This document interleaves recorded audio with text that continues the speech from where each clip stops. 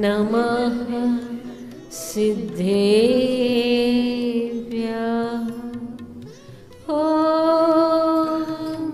नमः सिद्धेभ्यः। ॐ नमः सिद्धेभ्यः। जय जय जय जयवंत जिनालय, नास रहित है शाश्वत है। जिनमें जिन महिमा से मंडित, जिन बिंब है भाषत है। सुरपति के मुकुटों की मणियाँ झिलमिल झिलमिल करती है। जिन बिंबों के चरण कमल को धोती है, मन हरती है। अहिंसा परमो धर्म के महावीर भगवान के संत शिरोमणि आचार्य गुरुवर श्री विद्यासागर जी महाराज जी के 3,9 करोड़ मुनि राजों के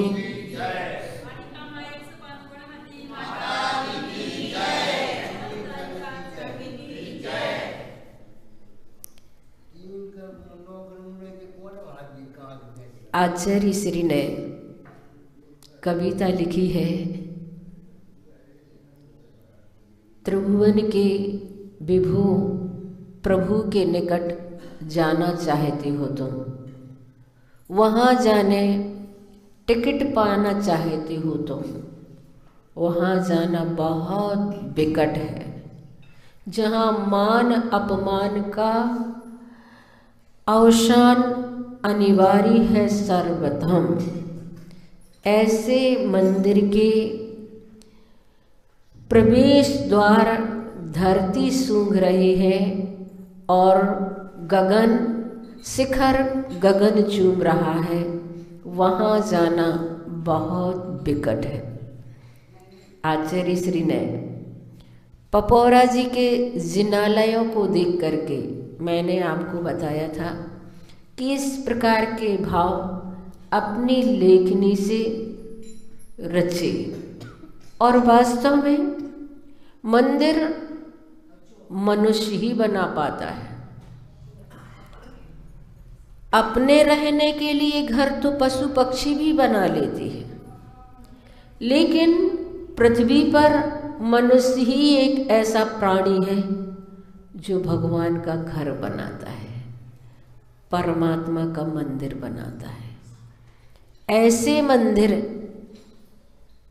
जहाँ पर हमारे भाव स्वतः ही परमात्मा को देखकर परमात्मामय होने के बन जाया करते हैं।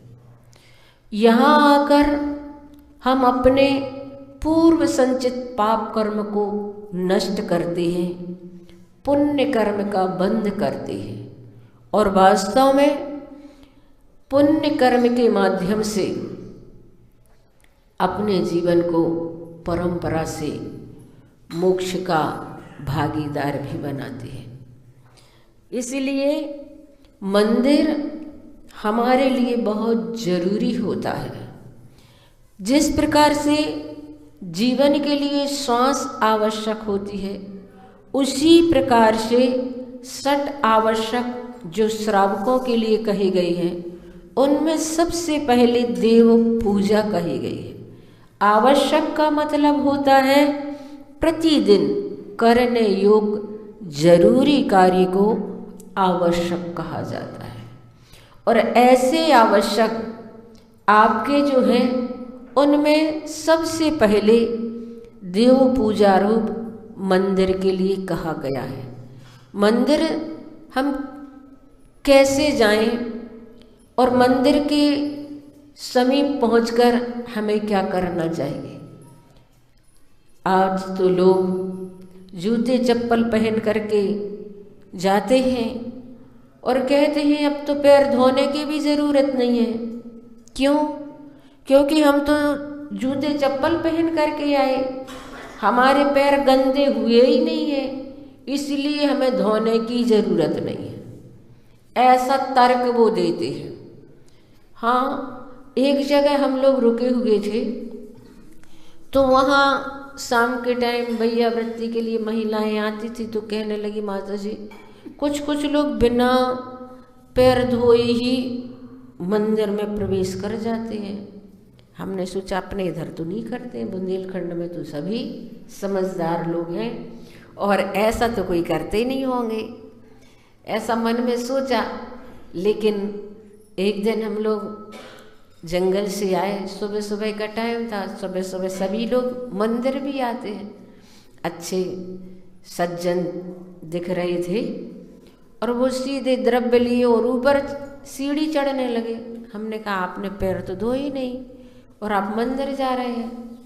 तो उन्होंने जैसे ही हमने कहा तो वो उतर करके आए और वहाँ पर बहुत बड़ा भगोना भरा हुआ रखा था पैर धोने के लिए, तो उन्होंने उसी में ही दोनों पैर डाल लिए। तो मुझे देखकर इतना आश्चर्य हुआ कि इतने समझदार लोग भी इस प्रकार की हरकतें कर लेते हैं। जब हम मंदिर नहीं जाते हैं तो बच्चों जैसी हमारी क्रियाएं हो जाया करती हैं। इसलिए कल मैंने आपको बताया था, मंदिर हमें सिर्फ धार्मिकता ही नहीं सिखाता है, नैतिकता को भी सिखाता है। इतना तो बच्चे भी जानते हैं कि पैर कैसे धोए जाते हैं, लेकिन अगर कोई समझदार व्यक्ति इस प्रकार से क्रियाएं करते हैं तो ये तय है कि वो मंदिर के जो विधि विधान है उस विधि विधान के अनुसार अभी दर्शन नहीं कर रहे। और अगर मंदिर जाते समय हम हाथ पैर नहीं धोते हैं तो आप लोगों ने करकंडू राजा की कहानी सुनी होगी कि जब वो ग्वाले की पर्याय में थे और सरोवर से उन्होंने फूल तोड़ा और फूल लेकर के सीधे ऐसे ही मंदिर में प्रवेश कर गए और भगवान को चढ़ा दिया। सरोवर में कीचड़ होता है, कमल तो कीचड़ में ही खिलता है, और उनके पैर पूरे कीचड़ से सने हुए थे और ऐसे ही पैरों से सीधे उन्होंने मंदिर में जाकर के कमल भगवान को चढ़ाया। तो उसका फल तो उन्हें मिला कि वे राजा बने, लेकिन उसके साथ जन्म लेते से ही उनके हाथों में और पैरों में खुजली का रोग हो गया था, जिसे हम बुंदेलखंडी भाषा में खाज बोलते हैं। और ऐसी होती है कि कोई पास बैठना भी पसंद नहीं करता है और उनको ऐसी दाह उत्पन्न होती थी उस खुजली के माध्यम से कि वो तड़प जाते थे। लेकिन किसी मुनि महाराज से पूछा कि ये इतने बड़े राजा हैं, हर प्रकार का इनका इलाज कर चुके हैं, पर ये इन्हें इस प्रकार की बीमारी किस वजह से हुई? तो बताया गया कि इन्होंने पिछली पर्याय में इस प्रकार से जिनेंद्र की अवमानना कर दी थी, क्योंकि जिनालय भी 9 देवताओं में गर्भित है। भगवान जिन बिंब तो जिन बिंब हैं, लेकिन मंदिर की देहरी के अंदर भी हम प्रवेश करते हैं तो वहाँ का पूरा वातावरण देवताओं के रूप में गर्भित हो जाता है। इसलिए फिर हमारी क्रियाएं, मन वचन कार्य की क्रियाएं, तीनों प्रकार की क्रियाएं समीचीन होनी चाहिए, शुद्ध भावों से जुड़ी होनी चाहिए और कायिक क्रिया भी हमारी बहुत अच्छी होनी चाहिए। इसलिए हम मंदिर आते हैं तो यहाँ से पुण्य अर्जित करके जाएं, पाप ना कमाएं। हाँ, कई बार मंदिर में तो आते हैं लेकिन बहुत सारी अपनी आदतन चीज़ों को भी हम ऐसा कर लेते हैं जो हमारे पाप छूट नहीं पाते। मैंने कल आपको बताया था, मंदिर आते हैं तो 5 पाप का त्याग करके जाएं, लेकिन कई बार हम जूता चप्पल पहन करके आते हैं और हमारे नहीं मिले तो हम दूसरे के पहन करके चले जाते हैं। और इसीलिए किसी ने एक बार लिखा कि भगवान तुम्हारे मंदिर में कुछ ऐसे भक्त भी आते हैं जो भक्ति भाव से दर्शन कर जूते चप्पल ले जाते हैं। हाँ, तो ऐसा अपने यहाँ तो नहीं होता, जहाँ होता होगा वहाँ के लिए लिखा गया है, पर फिर भी ऐसा होता तो है, कहीं ना कहीं तो ऐसा हुआ होगा, तब तो लिखने वालों ने भी ऐसा लिखा। तो मंदिर हम आते हैं इसलिए पांचों पापों का त्याग करके आए, कहीं हमारे संस्कार जागृत ना हो जाए। ये संस्कार हमारे जागृत ना हो जाए, हिंसा, झूठ, चोरी, कुशील, परिग्रह आदि के, इसलिए हम मंदिर आते हैं तो त्याग के साथ आते हैं, संकल्प करके आते हैं कि हमें परमात्मा के दर्शन करना है। और इसके अपने आप में पुण्य बहुत अच्छे होते हैं। मैंने पढ़ा, एक पिता के 4 बेटे थे। एक बेटा कमाऊ था, दूसरा बेटा गमाऊ जुआ खेलने वाला था, तीसरा बेटा अंधा था और चौथा बेटा पुजारी था। 4 बेटे थे। जो बड़ा बेटा कमाऊ था वो कमाता था और ये सब लोग अपने हिसाब से रहते थे। तो उसकी पत्नी ने कहा कि देखो, आप दिन भर मेहनत करते हैं और कोई इतना ध्यान भी नहीं देता, ऐसा करें हम अलग हो जाएंगे तो हमारा पैसा हमारे पास रहेगा। बार बार पत्नी के कहने पर बेटे ने एक बार अपनी बात पिताजी के पास रखी और पिताजी से कहा कि अब हम अलग होना चाहते हैं। पिताजी ने कहा कोई बात नहीं, ये तो संसार की रीति है, कोई नई बात तो है नहीं, पर फिर भी ऐसा करते हैं कि अलग होना है। तो अलग होने से पहले हम सब मिलकर एक बार तीर्थ यात्रा कर लें, फिर पता नहीं किसका कैसा भाग्य है, कैसा क्या रहेगा। अभी तो एक के पुण्य से सारे लोग खाते हैं। हाँ, एक धर्मात्मा होता है तो बहुत सारे लोग उसका लाभ लेते हैं। जैसे तीर्थंकर का जब जन्म होने वाला होता है तो सारे नगर में रत्नों की वर्षा प्रारंभ हो जाती है, ऐसा उनका पुण्य होता है। तो कोई कोई पुण्यवान के जीव के माध्यम से सारे लोग लाभ लेते हैं। सबका अपना अपना भाग्य भी होता है। तो पिता ने कहा अपन सब मिलकर पहले एक बार तीर्थ यात्रा कर लें, उसके बाद फिर तुम्हें अलग होना तो हो जाना, कोई बड़ी बात नहीं है। तीर्थ यात्रा के लिए निकली और जैसे ही पहले यात्राएं होती तो बैलगाड़ी से होती थी, महीनों महीनों सालों सालों की यात्राएं हुआ करती थी। चले और जहाँ पर रुकना था तो अपना पड़ाव डाल दिया। बड़े बेटे से पिताजी ने कहा 10 रुपये हैं, ले जाओ और 30-32 लोगों की भोजन की तुम्हें व्यवस्था करनी है। तो बेटे ने सोचा कि 30-32 लोगों का भोजन 10 रुपये में कैसे हो पाएगा। तो बेटा कमाऊ तो था, उसने क्या किया, कोई चीज़ खरीदी 10 रुपये की और जाकर के कहीं बेच दी तो 11 रुपये में वो बिक गई। 1 रुपये का उसे लाभ मिल गया और जो जैसा उससे बना तो उसने भोजन की व्यवस्था कर दी। आगे बढ़े, दूसरे दिन फिर भोजन की व्यवस्था के लिए ज्वारी बेटे को भेजा कि आज 10 रुपये तुम्हारे लिए दिए जा रहे हैं, तुम्हें भी इन 10 रुपये से सबके भोजन की व्यवस्था करनी है। तो ज्वारी बेटा अब ज्वारी क्या करेगा, अपनी मेजॉरिटी देखने लगा और ऐसे चला ही जा रहा था भोजन की व्यवस्था के लिए कि उसने देखा कि एक जगह जुआ खेल रहा है। तो उसने अपने 10 रुपये दांव पर लगा दिए, पर भाग्य की बात है कि 10 के 20 हो गए और 20 रुपये से उसकी जो व्यवस्था थी उसने भोजन की व्यवस्था की। तीसरे दिन पिताजी ने अंधे बेटे को दिया, 10 रुपये हैं, तुम जाओ, सबके लिए तुम्हें भोजन की व्यवस्था करनी है। अंधा बेटा गया, रास्ते में चला जा रहा था, चलते चलते उसे ठोकर लग गई, पत्थर गड़ा हुआ था। तो उसके मन में आया कि आज तो मुझे ठोकर लगी, कल हम जैसा ही कोई और निकलेगा तो उसे भी ठोकर लग सकती है, इसको तो अलग कर दो निकाल करके। उसने उसे निकाला तो उसके नीचे तो असरपियों का, सोने की असरपियों का भरा हुआ घड़ा मिला। अब उसने बहुत अच्छे से सबके भोजन की व्यवस्था की और सबने मिल करके बहुत अच्छे से आनंद मनाया यात्रा का। चौथे दिन पुजारी बेटे को भेजा, आज तुम्हें जाना है।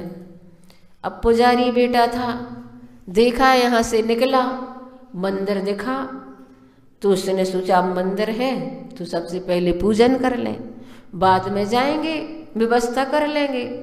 तो 10 रुपये उसके भी पास थे और 10 रुपये में उसने क्या किया, पास में दुकान थी सो थोड़ा सा घी खरीद लिया और उसने थोड़ी सी रुई दीपक बनाने के लिए और दीपक खरीद दिया।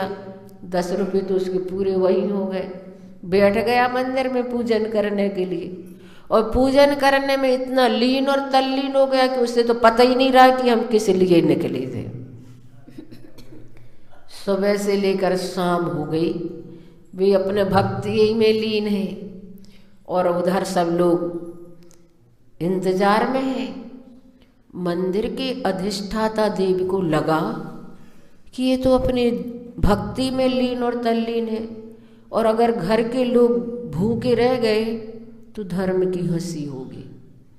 तो मंदिर के देवता ने क्या किया, उस बेटे का ही रूप बना लिया और उस बेटे का रूप बना करके गाड़ियों में 56 प्रकार का भोजन ले करके पहुंच गया वो उधर।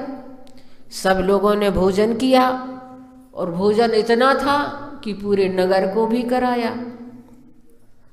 पूरे लोगों ने भोजन किया, बिल्कुल सांझ सी होने लगी। अब इनका ध्यान टूटा, उसे लगा अरे ये तो सांझ ही होने वाली है और हम तो भोजन की व्यवस्था के लिए निकले थे। अब तो सारे के सारे लोगों का उपवास ही हो गया होगा। मेरे माध्यम से कितनी बड़ी गलती हो गई, सारे लोग भूखे रह गए। रोनी सी सूरत को लेकर के वह पहुंचा वहाँ और पिताजी के पास जाकर के रोने लगा, मुझे क्षमा कर दो, मुझे माफ़ कर दो, मुझसे बहुत बड़ी गलती हो गई, मेरे कारण आप सभी लोग आज भूखे रह गए। पिताजी को तो बड़ा आश्चर्य हुआ, क्या कह रहा है, उन्हें तो बात ही समझ में नहीं आ रही थी। उन्होंने कहा तुमने ही तो आज ऐसी व्यवस्था की है, आज तो हम लोगों ने 56 प्रकार का भोजन किया है, सारे नगर ने भोजन किया है। बेटे को समझते देर नहीं लगे, उसे लगा कि वास्तव में कोई ना कोई अतिशय और चमत्कार प्रकट हुआ है। और यात्रा आगे बढ़ी।